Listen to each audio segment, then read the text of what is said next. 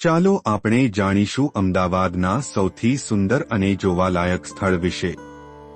ગુજરાતનો સાબરમતી આશ્રમ ખૂબ જ સુંદર છે। આ આશ્રમ ભારતના રાષ્ટ્રપિતા મહાત્મા ગાંધી સાથે સંકળાયેલો છે। આ આશ્રમ પણ ઘણો ઐતિહાસિક છે। અહીં મોટી સંખ્યામાં પ્રવાસીઓ ફરવા આવે છે।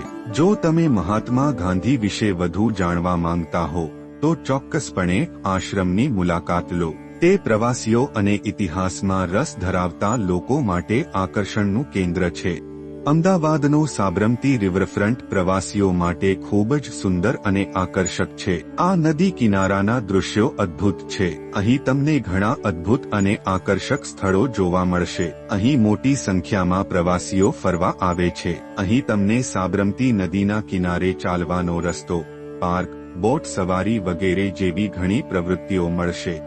અમદાવાદના મુખ્ય પર્યટન સ્થળોમાં સમાવિષ્ટ પરિમલ ગાર્ડન ખૂબ જ સુંદર છે। તમને અહીં ઘણા અદ્ભુત સ્થળો જોવા મળશે। આ બગીચાના દૃશ્યો ખૂબ જ આકર્ષક છે। તેની હરિયાળી, વૃક્ષો, છોડ અને સુંદર ફૂલો તમને ખૂબ આકર્ષિત કરશે। બગીચાની અંદર બાળકો માટે ઝૂલા, સ્લાઇડ અને ફુવારાઓ પણ છે।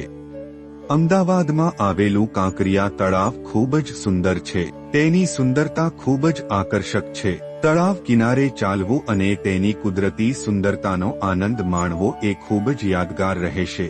અમદાવાદના કાંકરિયા તળાવની મુલાકાત લેવા માટે પ્રવાસીઓ મોટી સંખ્યામાં આવે છે।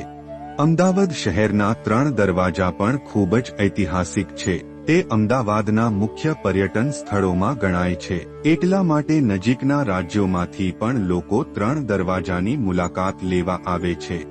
તો આ હતા 5 સ્થળ જે તમે અમદાવાદ આવો ત્યારે અચૂક જોવા। ફરીથી મળીશું એક નવી માહિતી સાથે। ધન્યવાદ। જય જય ગરવી ગુજરાત।